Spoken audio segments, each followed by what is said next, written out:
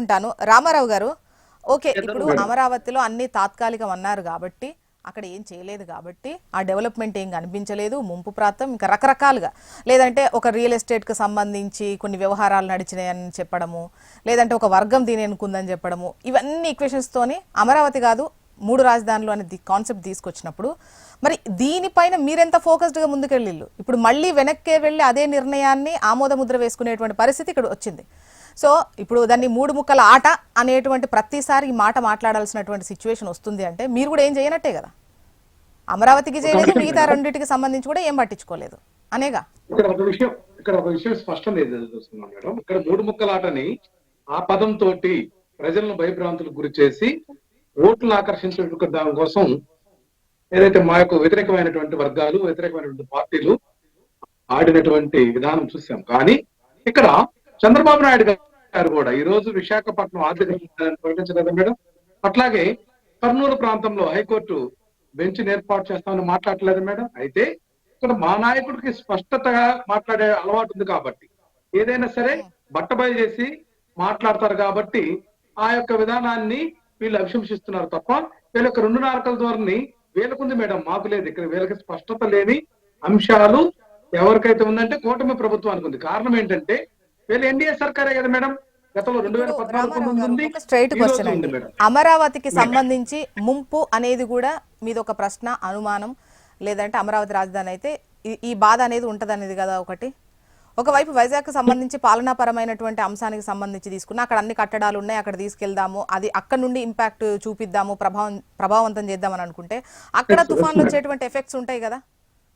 ఈ తుఫాన్ ఎక్కడైనా వచ్చింది మేడం, కానీ విశాఖపట్నంలో మునిగిపోయేటటువంటి ప్రమాదం లేదు. అట్లాగే నేనేమంటున్నానంటే ఇక్కడ రాజధాని అమరావతిని మనం కాదంటలేదు, లిమిటెడ్ గా చేసుకొని మిగతా ప్రాంతాలు కూడా అభివృద్ధి చేస్తే మంచిది అనేటువంటి భావన మా వైఖరి తప్ప మరొకటి కాదు. అట్లాగే మనం చూసాం మేడం, ఈ యొక్క రిజల్యూషన్స్ అసెంబ్లీలో గానీ శాసన మండలిలో గానీ ఎలా ఉంటాయంటే ఈ యొక్క సమైక్యంగా రాష్ట్రం ఉండాలని చెప్పి ఆ రోజు జనవరి 30వ తేదీన 2014లో కిరణ్ కుమార్ రెడ్డి గారి నేతృత్వంలో ఆ రోజు ఈ యొక్క రాష్ట్రం విభజన అవసరం లేదని చెప్పేసి తీర్మానం చేసి కేంద్రాన్ని పంపించినటువంటి విషయం.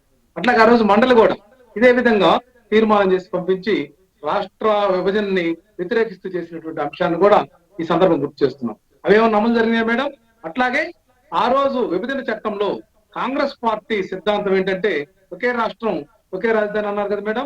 మరి రాష్ట్రాలు, చిన్న రాష్ట్రాల ఏర్పాటుకు భారతీయ జనతా పార్టీ అనుకూలమని పబ్లిక్ గా మాట్లాడుతుంటే దాన్ని సమర్థించినటువంటి పరిస్థితి కూడా ఉంది. ఇక్కడ 2 నారకల ధోరణి అనేటువంటి అంశం చూస్తే ఏ రాజకీయ పార్టీలు ఏ విధంగా వ్యవహరించాయని మనం చూడాలి. అట్లాగే ఈ రాష్ట్రానికి సంబంధించి విభజన చట్టంలో స్పష్టంగా హామీలను పొందుపరచకపోవడం వల్ల ఈ రోజు ఈ యొక్క ఎన్డీఏ ప్రభుత్వం కుప్పిగంతులు వేస్తా ఉంది, మనం చూస్తా ఉన్నాం. ఎందుకంటే రాష్ట్రానికి సంబంధించినటువంటి రాజధానికి కానీ మౌలిక సదుపాయాల కల్పన అంశంలో కానీ నిధులు స్పెషల్ ప్యాకేజీగా ఇస్తామని చెప్పినటువంటి నిధులు విడుదల చేయకపోగా రామారావు గారు, ఇంతకుముందు తులసిరెడ్డి గారు విభజన చట్టానికి సంబంధించి రాజధాని కోసం ఏం చేయాలి, ఏం కట్టించాలి, కేంద్రం ఎట్లా సపోర్ట్ చేయాలి అని చెప్పేసి ఒకటి చదివారు.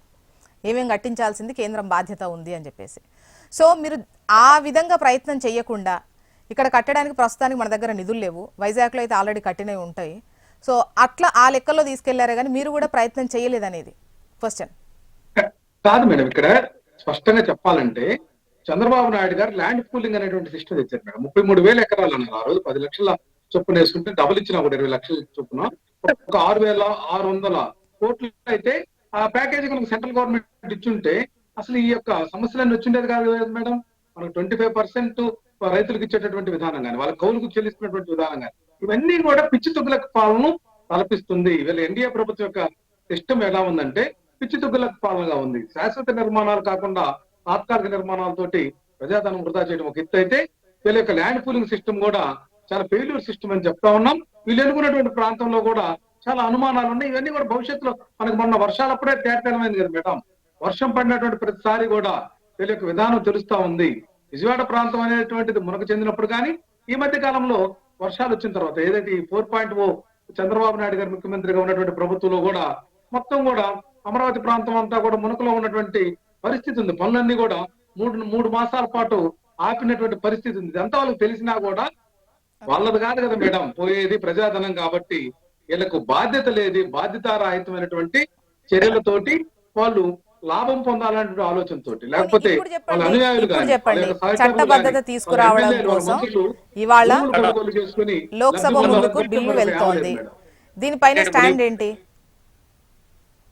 గారు 5 ఏళ్ళు విల్సన్ గారు మళ్ళీ మీ వాయిస్ తీసుకుంటా, ఎందుకంటే అధికార పక్షంలో ఉన్నారు కాబట్టి డెఫినెట్ గా ఇద్దరికి సమాధానం చెప్పాల్సిన సిచ్యువేషన్ ఉంటుంది. ఫైనల్ గా మీ వాయిస్ ఉంటుంది ప్లీజ్. రామారావు గారు కన్క్లూడింగ్ క్వశ్చన్ కి సంబంధించి చెప్పండి మీ స్టాండ్ ఏంటి? ఇప్పుడు చట్టబద్ధత తీసుకురావడం మేడం. ఓకేనా, లేకపోతే మళ్ళీ రేపటి రోజున మేము వస్తే మళ్ళీ ఇదంతా ఎట్లా అన్నటువంటి ఆలోచన ఏమైనా ఉన్నదా?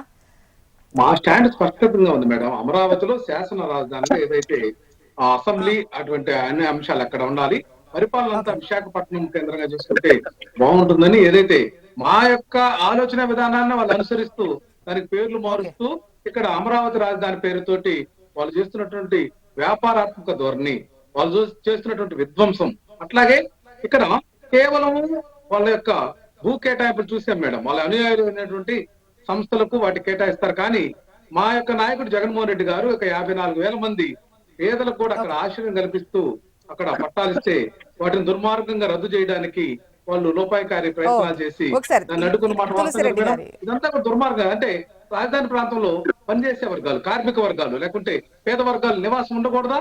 ఇదేమన్నా అసలు ఇక్కడ నిర్ణయాల్లోనే లోపభూయిష్టమైనటువంటి విధానంతో వాళ్ళు వ్యవహరిస్తున్నది వాస్తవం. ఇది పేదరికంగానే పేద ప్రజల యొక్క ఆకాంక్షలకు వ్యతిరేకమైనటువంటి విధానంలో ఇక్కడ వీళ్ళ యొక్క ప్రపోజల్స్ ఉన్నాయి తప్ప ప్రజాస్వామ్యయుతమైనటువంటి విధానంలో తులసిరెడ్డి లేవనే